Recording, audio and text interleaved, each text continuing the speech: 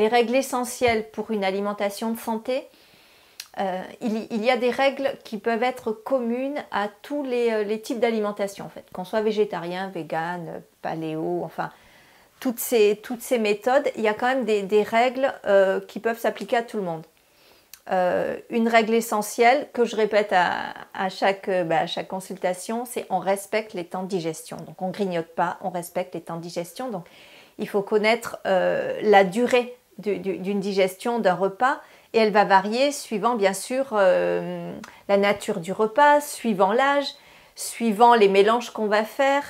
Donc dans ce qu'on pratique avec une alimentation assez diversifiée et omnivore, on va compter entre le petit déjeuner et le repas de midi, 3 à 5 heures, suivant ce qu'on mange. Après le repas du midi, qui en général est qui peut être le plus conséquent sans être excessif, je dis attendez au moins 5 heures après la fin du repas avant de prendre un autre aliment, un goûter, un fruit, voilà. Et un fruit va se digérer plus vite, donc pour être sûr que l'estomac est vide, et bon, je dis compter 2 heures, 1h30, 2 heures, suivant bien sûr la quantité de fruits.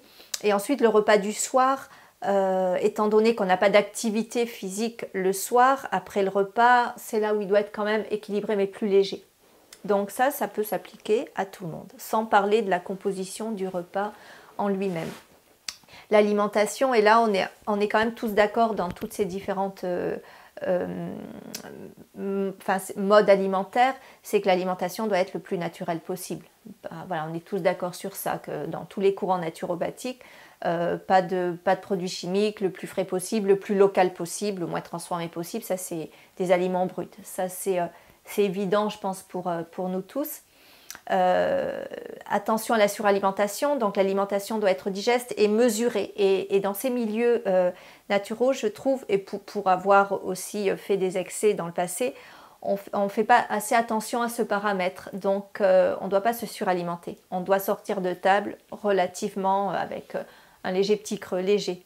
Donc la mesure, c'est super important parce que si vous mangez trop, même si le repas a été parfait, bien équilibré, bien individualisé, si vous mangez trop, on va créer quand même de la maldigestion, des fermentations, des putréfactions, on va abîmer la muqueuse intestinale, forcément. Hippocrate dirait il y a de la guerre qui se fait dans notre tube digestif. Donc ça va emmener des troubles de santé.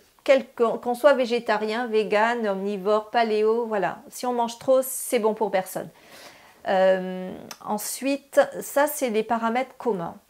Nous là où ce qu'on enseigne, et un point essentiel, c'est l'individualisation. Donc on n'a pas tous exactement tous le même métabolisme.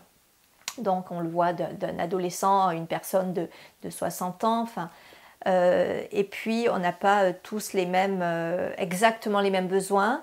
Et là, nous, dans notre école, on insiste, c'est sur le fruit, où le fruit n'est pas un aliment neutre. Il convient à certaines personnes et moins à d'autres. Donc là, on va aussi individualiser par rapport à tous les aliments, mais on va faire attention aux fruits. L'alimentation doit être équilibrée et c'est là où on n'est pas forcément tous d'accord. Donc, qu'est-ce qu'une alimentation équilibrée ? Pour moi, c'est une alimentation qui doit apporter tout ce que l'organisme a besoin.